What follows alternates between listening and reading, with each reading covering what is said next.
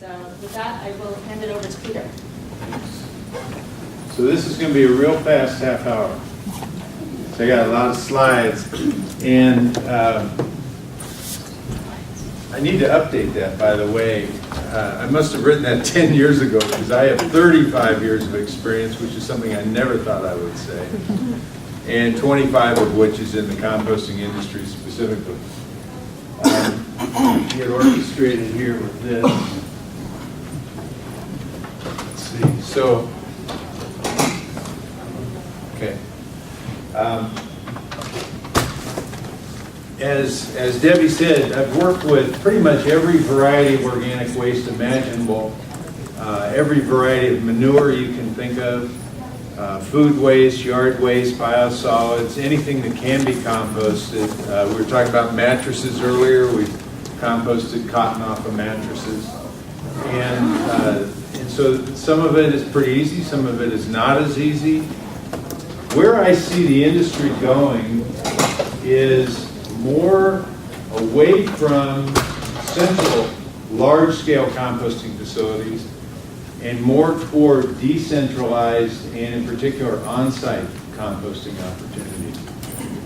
Lots of institutions. And so what we're going to be focusing on here today, this hour, is more of these smaller type systems, institutional-based systems, and the opportunities that it represents to, say, colleges and universities to capture their organics on site, process them on site, and then use them on site to eliminate the whole transportation component. And I have a really good case study toward the end, St. John's University in New York City. And at the very end, I have a call to action which will attempt to answer the question, okay, great, good information, now what? What can we do with that? So to get started, what is food waste? If you look hard, you'll pretty much see everything you could imagine coming out of the kitchen in there. And it can be a bit of a challenge, a bit onerous. It's very wet, typically. There's excess water. We process that through a compost system of some kind. This is an example of a freestanding aerated static pile, and we'll talk more about that as we go on, to produce a finished product that we call compost. It's a soil-like structure. I think you're all pretty familiar with what compost is. And in that conversation, there are several layers to the discussion. So I thought, apropos to food waste, I'd take a picture of an onion. Many layers. The first in the center and the core conversation to all of this is the microbiology of the system. We are farming microorganisms. They are doing all of the work for us. And so what we are doing as composters is to optimize the condition by which they then do all the work for us. Second, preparing a suitable mix of materials to go in. There's a knack to that. There's several parameters. Methods to optimize that biology. You'll notice my business name, O2 Compost. O2 is oxygen. Everything that we do is about inducing airflow into the compost mix to optimize the composting process. It is a manufacturing process. So once we manage the biology of the system, we step back and take a look at how do we process materials on an ongoing basis and do it in such a way that we're mitigating impacts to the environment, surface water, groundwater, air quality. We're avoiding problems with vectors, flies, rodents, all of those concerns, which are very real concerns, but fairly easily managed if you do things properly. If you can do all of that, great. Where are we going to do it? How do you design the system? How do you permit the facility if it's large enough to require permits? How do you go to full-scale operations? And then ultimately, and this is really one of the first things to consider, is once you produce compost, what do you do with it? How do you market it? How do you sell it? How do you use it on site? Okay, so common methods of composting. Most people are familiar with the turned windrow method. They think you've got to turn it, you've got to turn it, you've got to turn it. Why do you have to turn it? To get oxygen into the system, right? So a little front-end loader, you can have a drag behind windrow turner like this, fairly small, farm-based, or you can spend upwards of $750,000 on a pretty large scale straddle type windrow turner. There's lots of these in the world.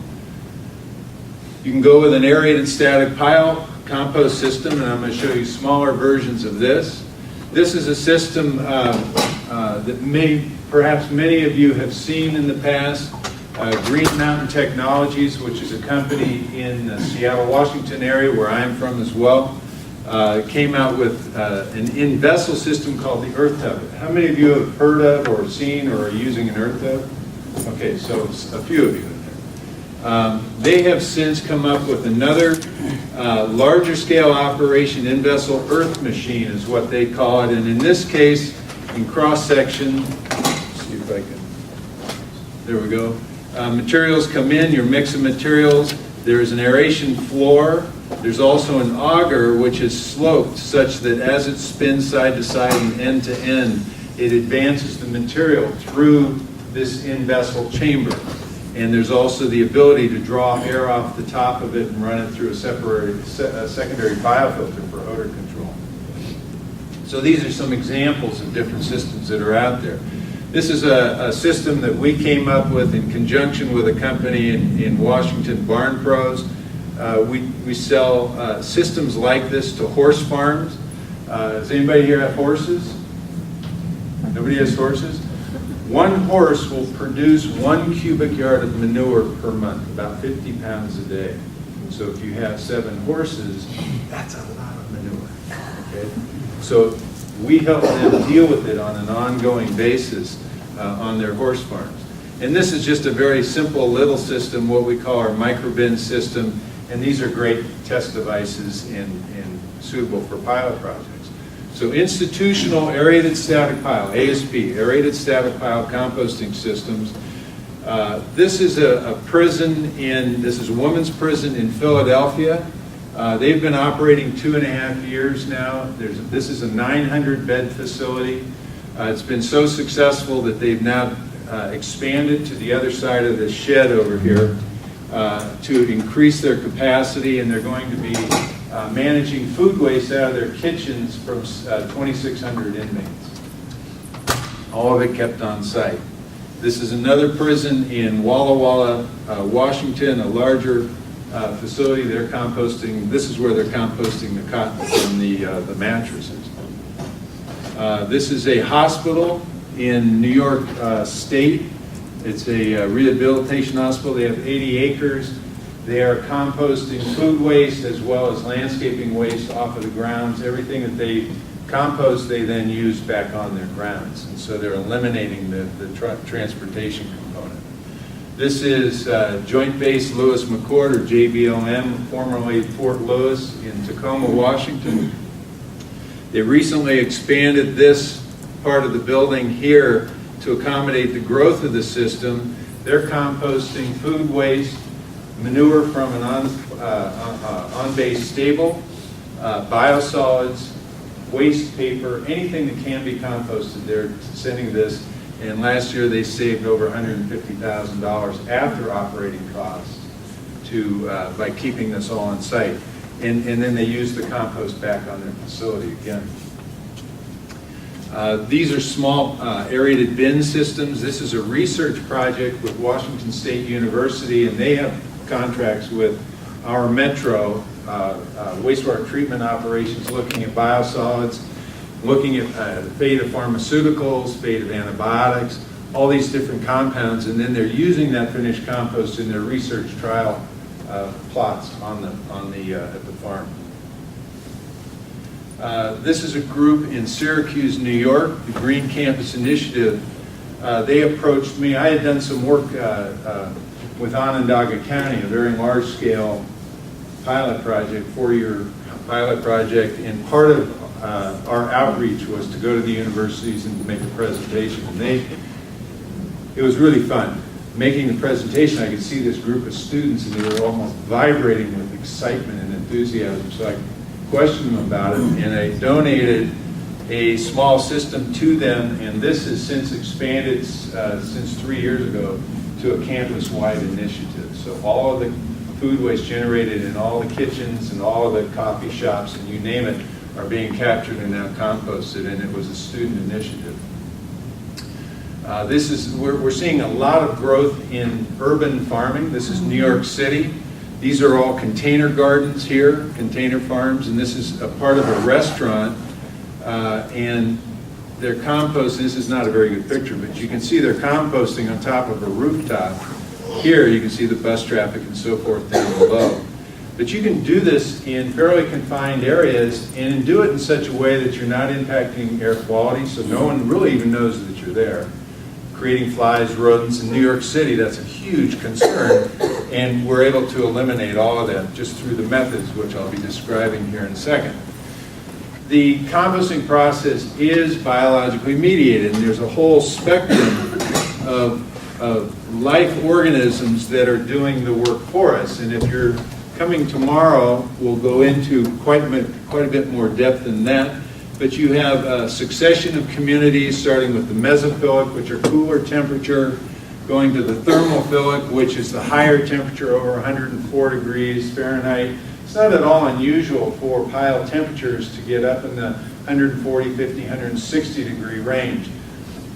Our goal is to achieve at least 131 degrees for a minimum of 3 days to destroy pathogens in the mix. We're also killing any pathogens or parasites, soil parasites and so forth, as well as weed seeds in the mix. So what comes out is a fairly clean product.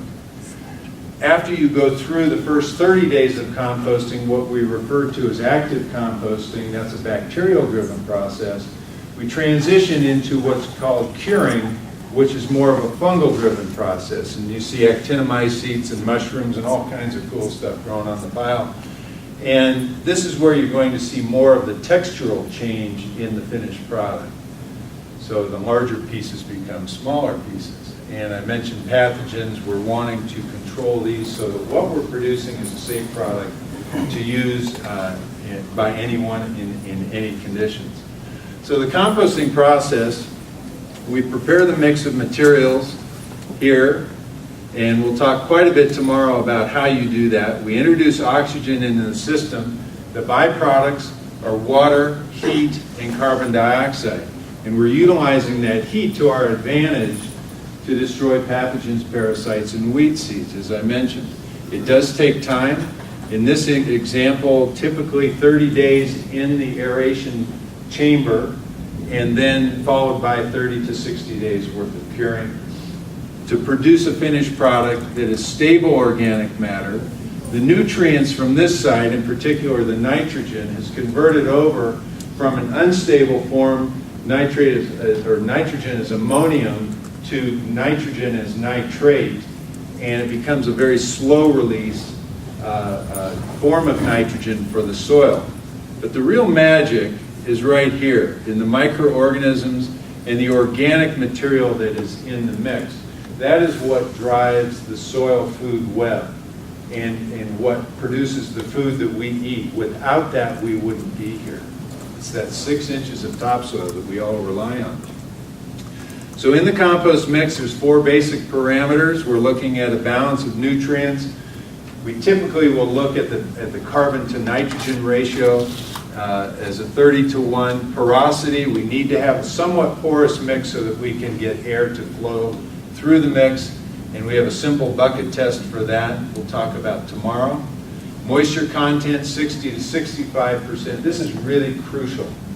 You want a sample or mix going in that if you can squeeze it really hard, you may get a couple drips out of it or a bead of water to form between your fingers, but not so wet that it pours water and not so dry that it doesn't produce any water. And the reason is too wet, you're filling the voids in the mix and you're not getting good airflow. Too dry and you can't sustain the biology of the system. And then the fourth point is a homogeneous blend of materials. We try to avoid any stratification in there. So if you come in with a bunch of lawn clippings, you want to mix those into the total mix as opposed to creating a layer on top of your pile. So the secret to composting is oxygen. And I usually will have a note on there, is this on the test? And I say, absolutely, it's on the test. This is to wake you up. So everybody says, test. Who said there's going to be a test?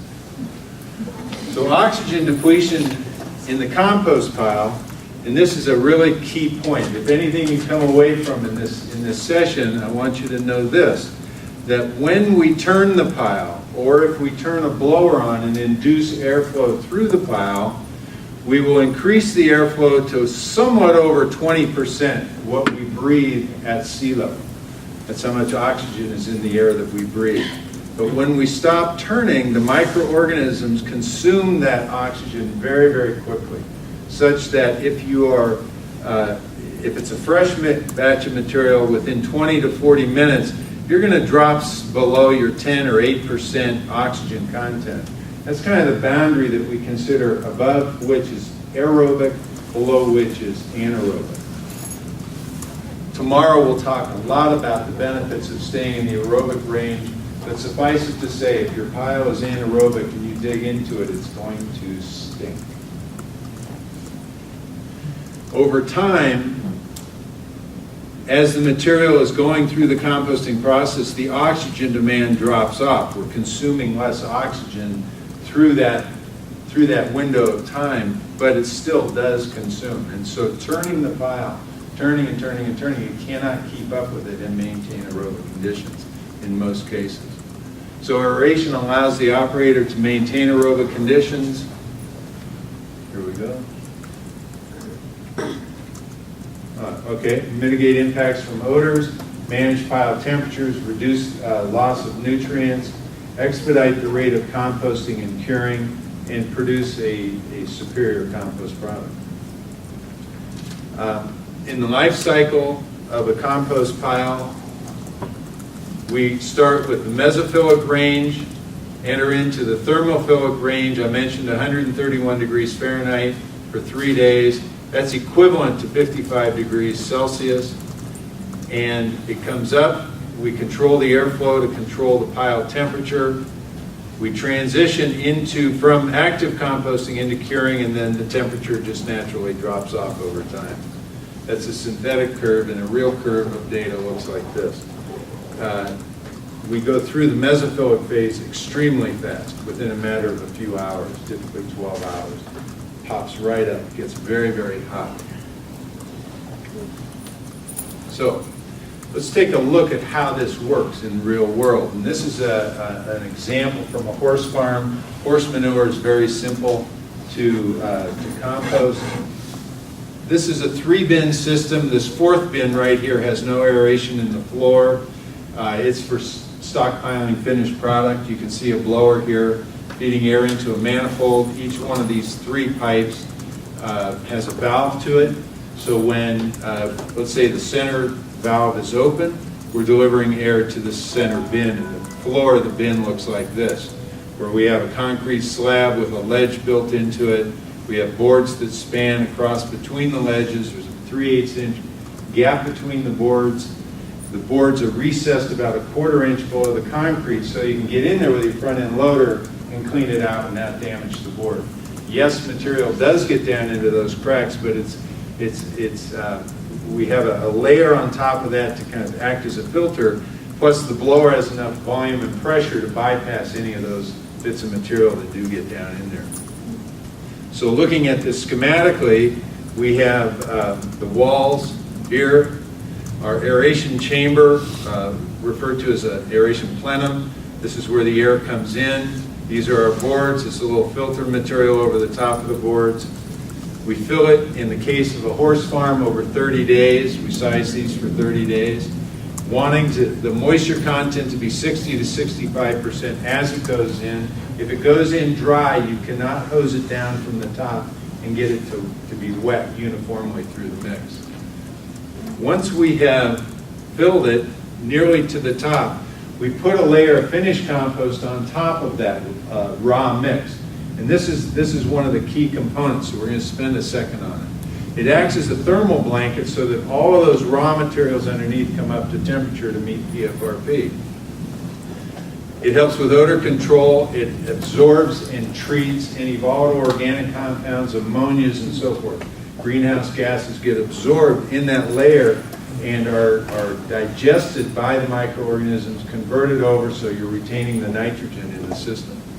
helps retain the nutrients. Also helps with fly control or vector control, or birds or rats or mice or whatever else is trying to get down there, because if they are so inclined to dig down in here, by the time they get a couple, 3 inches down there, it's way, way, way too hot for them.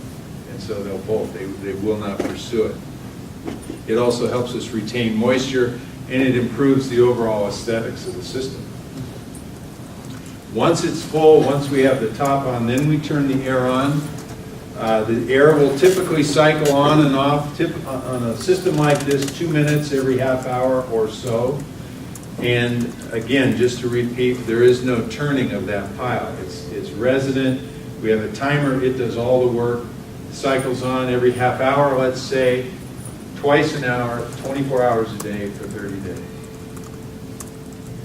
We get the highest heat in the core of the pile here. And so our objective is to reach those temperatures for pathogen destruction in all the corners and along the edges. In some cases, in cold climates like New Hampshire, Vermont, Edmonton, we've got systems in the far north. We will insulate those walls to assure that takes place. You do get a fair amount of volume reduction in that first 30 days, 25 to 40%, depending on the mix. And here's an example. If you've never cleaned a stall, you ought to avail yourself. It's a lot of fun. That's scraping the solids and the wet spots, scooping out the manure. She's filling her cart and then watering it at this point so that water will be absorbed. It has time to absorb into the mix before she transfers it out to the system. And this was one that's built into a hillside, so she just comes in from the side, dumps it in. As you can see, she's about full here. This is what we call a top-down system. And then once it's full, she puts compost on top of it and rakes it out. Again, this biofilter layer on top of the thermal blanket is really critical to the process. And then you're monitoring temperatures throughout that cycle. So how does this work in a flow-through basis? We will fill the first bin, top it, turn on the air, be filling the second one while this one is composting. After 30 days or so, this is dropped off, this is full, we cover it, we're filling this one. We empty this, making it ready for our fourth batch. This one is curing, this one is now composting, and so it becomes a very sequential basis. It never catches up with us. Okay, does anybody have any questions at this point? I'm blasting through a lot of information. I'm really glossing over a lot of technical information. What is that top layer made out of, the one that maintains the moisture and keeps up the vectors? Uh-huh. What is it? Yeah. It's simply compost from an earlier batch. Oh, so it's just You're just reusing compost. It's like the sourdough effect. You know, just reusing compost and compost. Does the system that you just demonstrated handle proteins like meats and eggs? Yep. And things? Yep. Okay. Yep. All of that. So let's come back to those, because this is where I think it gets pretty fun. I have a large network of people who I work with, and there's a group in New York State, just above New York City, who has introduced me to a lot of folks. And this is St. John's University in Queens, and they approached me and said, we've been using a system that we didn't care for much. It's called the Rocket, and this is kind of an unfortunate picture. That actually is a functioning unit that they have since relocated to one of their other campuses. And the reason that they stopped using that, it's an in-vessel chamber, it's, I don't know, 3 or 4 day residence time, was because it was just way, way, way too small for the volumes of material they were trying to compost. But they approached me, and we designed a system for them, and the facilities manager, a fellow named Tom Goldsmith, was really ingenious in how he went about this. The university has a group of student sustainability coordinators who he enrolled in this process, and he found a source in Pennsylvania of recycled plastic lumber. This is a very, very dense lumber that they're using for railroad ties, and it will have an infinite life as far as I know. I mean, it will outlast all of us. and he had the students actually build this. Now these are kids who had never picked up a hammer before. And it was fun to talk with them when I went there because they were so excited to actually do something at the campus. You know, you go to class, you learn, you take your test, you do all these things, but how often do you get to do something? And so they're very, very actively involved in this. And you can see different stages of construction here. This was completed. This is their aeration system at one end. This is, see, there's their timer, their blower here, their valves here. Their aeration floor they built in, again, using plastic materials that they drilled out. And this being concrete here. They collect food waste from all around the campus. This is one of their students. And they have these 30-gallon barrels with tight-fitting lids that they collect, and they roll them out on these hand trucks. You can see it's got two axles on it, so they're not hurting themselves. And they stockpile, see if we got a picture of that. They stockpile over in this corner, there were like 30 of them. And they were there for about a week's time. And there was no odor problems to speak of. And this is, they have a mixing area here, and this is a drain that leads to a sump. This is Tom himself. There's certain materials that only he could handle because of biosecurity and student liabilities and so forth. But they put all their combination of materials out and then get in there. Tom drives the John Deere and he mixes it here and then transfers it into the bin. It takes 2 mix cycles to fill one of their bins. And this is one that they opened up, and you can see this has been composted. This is what it looks like, and then I love it. Everybody in the composting industry will grab a handful and smell it, because you can really tell how good it is and what the history of that process is. But I like to refer to it as the nose knows. So this is about 30 days in that cycle. So that was food waste from what you saw back here. Let's see here. Oh, I guess I don't have that picture. But you can see there's kind of a mix of all kinds of stuff in there. From noodles to green beans. And this is bedding out of one of their research labs. They have mice and rabbits and so forth. But anything and everything. They have paper, any of those kinds of compostable materials. They put it in a curing pile, and then they have a screen that the students constructed here.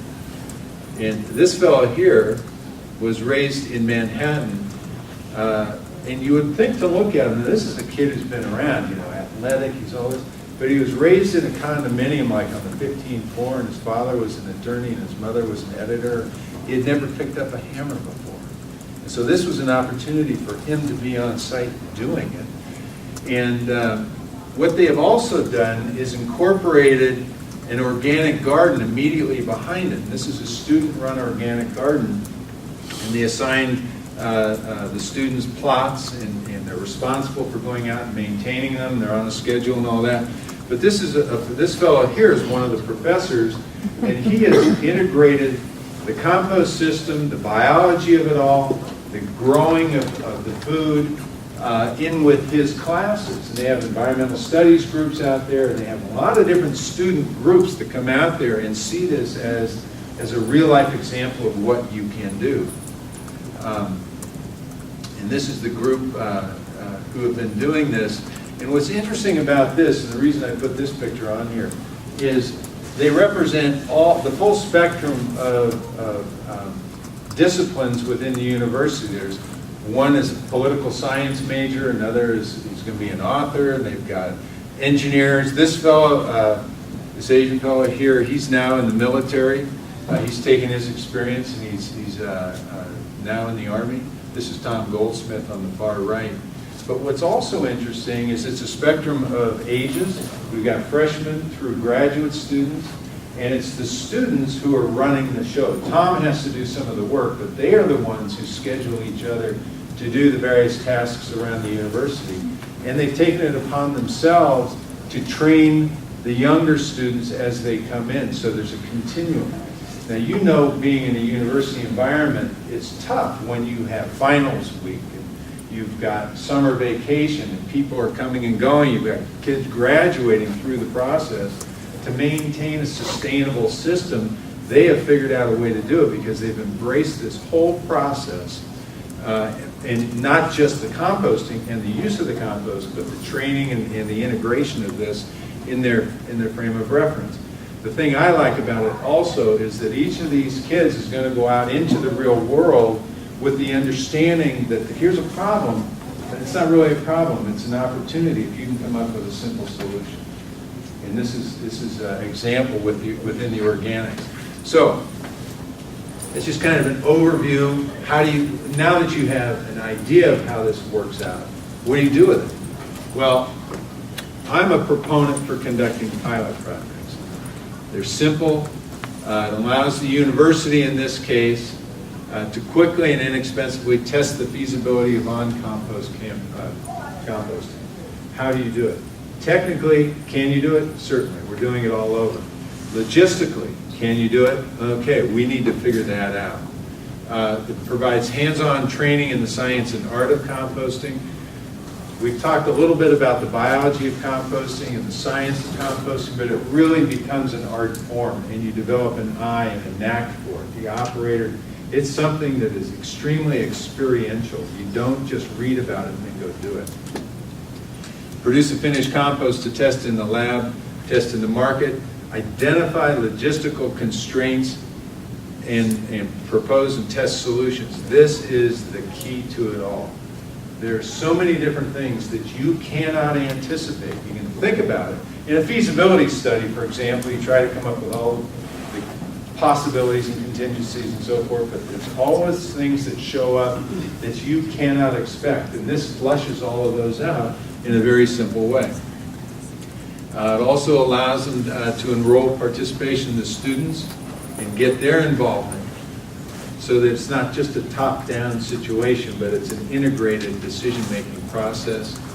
It involves various curriculum, answers the question, is on-campus composting socially, economically, and environmentally sustainable within the organization? And helps you quantify the reduction in your carbon footprint, conduct a cost-benefit analysis. If you're not shipping it, I heard, Ashley, you were talking about $31 a ton, and somebody said, ooh, $50 a ton in California. Where I'm from, it's $98 a ton disposal cost for solid waste.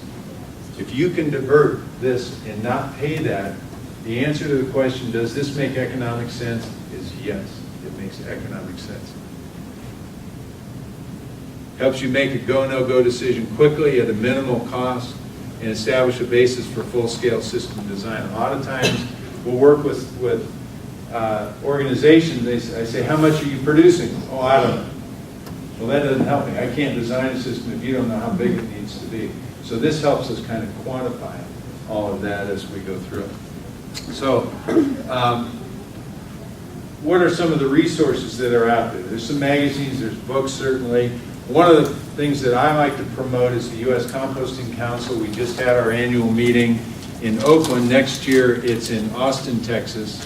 And it's a wonderful resource of people in every facet of the organics management industry. So if this is something you're interested in, I would take a look at doing that. There's lots of classes and so forth. And then you can always contact me. One of the things, what you just saw is a presentation I was invited to give on a webinar hosted by the U.S. Environmental Protection Agency as part of their food recovery program, food recovery initiative, I think is what they call it. And so this has also been recorded as a webinar, and if you're interested, I can get you that link to that webinar.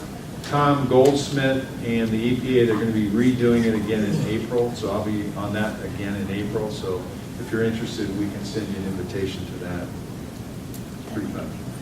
So, how'd I do? I'm 5 minutes. We got. So, do we have questions for Peter? You bet. I've heard you can't compost meat. Okay. Why is that? Well, especially chicken, you're gonna have all these nasty little germs and stuff, you know, and you put it in the soil, or the vegetables, or fruit, whatever you're growing, you can pick it up. Then my girlfriend's son composts, and he's a chef. He'll compost those eggshells, and you know, eggshells can have salmonella in it, but he will not compost meat. If I You can get caught compost doing it meat. in there, I get jumped all over. You can compost meat. Okay, well, he's got a small composter. Okay. I'm glad you clarified that. If you have one of those backyard composters, you'll run into two problems. One, it won't get hot enough, and so you're not going to be destroying pathogens, parasites, and weed seeds in all likelihood. And because it's not hot enough, the critters are likely to get into it. And that's where meat products and cheese and things like that, we're industry-wide are dissuaded from composting those materials. But in a situation like this where we have control of it, it's contained, and it's hot, no problem. Okay, I just want to check on, okay, what about the bones, like chickens, You bet. steaks, All whatever, that. and fat? Yep. Does it break the bones down? Great Is it energy enough to source. break the bones down? It does. The harder materials, the more carbon-rich, whether they're bone or cartilaginous or what, they'll take a much longer time to break down, but they do break down. And remember the hand of that fine textured material? That's a screened product.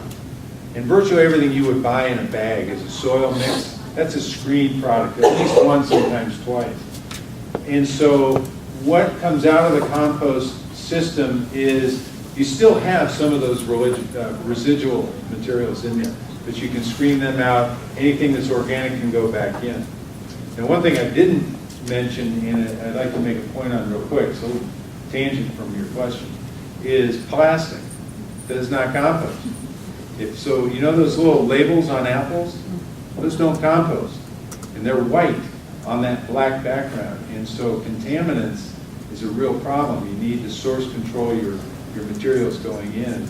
Otherwise you'll be waiting around pulling out plastics. I had a project, I was doing a little test for an herb farm, and I took in a trailer load of basil and variety. It smelled wonderful. I didn't pay much attention, and when I opened up the compost at the end, where in the hell did all these rubber bands come from? There were thousands of rubber bands. I spread it in my garden, I still have rubber bands. So, that was a great question, though. The bones would break down, it'd just take long, but you can still use them in your soil mix. Absolutely. Okay, and then the fat too will break down. Yes, it will. Okay, no problem with the fat. Now, in any of these things, you have to be careful of the proportion of material. We compost whole salmon. One of my business partners and I compost whole salmon from the fish farms in Puget Sound. And there's a certain number of fish that float to the surface when we have dissolved oxygen problems. And so, you know, you'll take, I don't know, 14, 18, 24-inch salmon, and within 4 or 5 days, there's no evidence of fish in that compost pile. But we put in about 100 pounds of salmon per cubic yard of bulking material. So you have to be careful about the proportions. So the mix is critical. But can you compost these things? Absolutely. John? Peter, I just want to back you up on, can you compost organic material? Absolutely, yes. We've done 10 pilot studies on composting everything from green waste to food waste to biosolids. We even were asked in this state by the Utah Department of Transportation, can you compost roadkill? Absolutely. And we did a study southwest of Utah Lake where I said, get me some roadkill. Okay, we'll bring you some roadkill. What did they bring me? A full-grown cow. We got a chainsaw and cut it into 4 sections, put it under our cover. 3 weeks later, all we could find were a few teeth. Bones, meat, hooves, everything completely gone. I also did a study, my first pilot study was a small one. We had, I think, less than 10 yards of mixed material, bulking agent plus rancid meat that came out of a guy's freezer on a farm that had been in the freezer for 3 years. I mean, when we opened the locker, we ran. It was so bad. So So he took a front end loader and pulled it over to the pile, dumped it in. And then I got about 10 buckets of fish. I got 10 buckets of fish and threw that in. And at the end of 3 weeks, nothing left. Yeah, yeah. We can go on with all kinds of gory stories about roadkill. How about you? I work at a zoo. Sure. Have you ever worked with a zoo on this? I mean, we get everything from, we've got meat, we've got carnivores, comes out the other end, you know, meat product, we've got bones, we've got tons of produce, you know, not tons, but produce that, you know, we cut some of it off when we're feeding it out. We get Sure. produce that's left over, produce that comes out. Herbivores, obviously elephants produce huge amounts. The rule of thumb, and I'll explain why this is here in a second. The rule of thumb is at the zoo, you want to separate the herbivore waste from the carnivore and primate waste. Sure. And great, have at it with the herbivore waste and discard the other.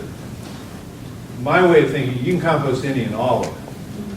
However, you don't have control over where the compost is going if you're selling it or giving it away. And so you want to avoid any potential liabilities associated with human pathogens that might pass through from the carnivore waste. You can also compost dog feces, cat feces, any of that kind of stuff. But if you do, you want to retain control of that finished compost and use it in a soil application that does not have any bearing on food, like in your vegetable garden. You know, landscaping, great, pastures, great, any of that, perfect. I mean, it's out there anyway, right? The cats and the dogs. So what's the difference? But you just don't, just to play it safe. That's kind of the industry rule of thumb. Do you have a sort, like, we've never been able to find a source? I mean, that's, you know, it could potentially, I mean, just an elephant alone. Elephant, giraffe, zebra, big stuff like that. We've done it in years past, like even before I worked there, and I think there was a problem with, you know, finding a source for it. Source of what? Like, who wants it? We can't possibly Oh. store all that. Yeah. Or reuse it all. I mean, we don't have. Go use our to facility, we don't Woodland have- Park Zoo, Right. their Zoodoo program. Yeah, I know about that. Okay. They publicize it twice a year. They have their Fall People Fest and their Spring People Fest. Yep. And people will send in cards and they have a drawing. They give you a 20-minute time frame. They give you a shovel and a pitchfork. You load out your own truck and pay $40 a cubic yard for that material. So it's marketing. Yeah, no, it is. I agree. They're a perfect model for that. There. Let's take a couple more. How about you? Actually, I have a two-part question. Adding on to will it compost, what about compostable cups and straws? And then the second part of my question is, I was hoping you might be able to kind of compare a composting unit to a digester unit and do a couple pros and cons for me. Composting versus digestion? Anaerobic digestion? Yeah. Okay. The compostable tableware, plates, cups, knives, forks, spoons, that sort of thing. There are a lot of manufacturers who make a lot of claims that cannot be supported, but there are many whose claims can be supported. You want to test it in a real life situation, and I would suggest go to the website cedargrovecompost.com or some version of that. It's in Seattle. Very large compost facility. They've done a tremendous amount of research, and they have a long list of products that they do recommend. And so that's where part of the testing comes in and decision making. But don't necessarily buy into the sales pitch that compost. It doesn't always compost. Again, those have to, even the ones that do compost have to be composted in an industrial thing, right? You can't put that in your backyard. Like Yeah, the PLA I would say it's compost going to take a long time for those products to break down. So to get to your other question, anaerobic digestion is the absence of oxygen. Byproduct is methane gas. The composting we're talking about is the exact opposite of that. It's aerobic composting. We're avoiding the production of methane gas. However, with an anaerobic digestion process, what comes out the tail end of that process, referred to as digestate, can be then recomposted with an aerobic process. So I myself have made a business decision not to get involved with anaerobic digestion. But I'm more than happy to sit at the back door of an AD system and pick up their waste and compost it further. Did that answer your question? A little, I mean, from a facility perspective, is one more energy intensive or Yes. is one? AD systems are less prone very to failure? expensive to set up, maintain, and operate. Aerobic compost systems, depending on the system, if you use a proprietary or non-proprietary system, can be very expensive, but it doesn't have to be. Is one less prone to failure than the other? Anaerobic digestion is far more prone to failure.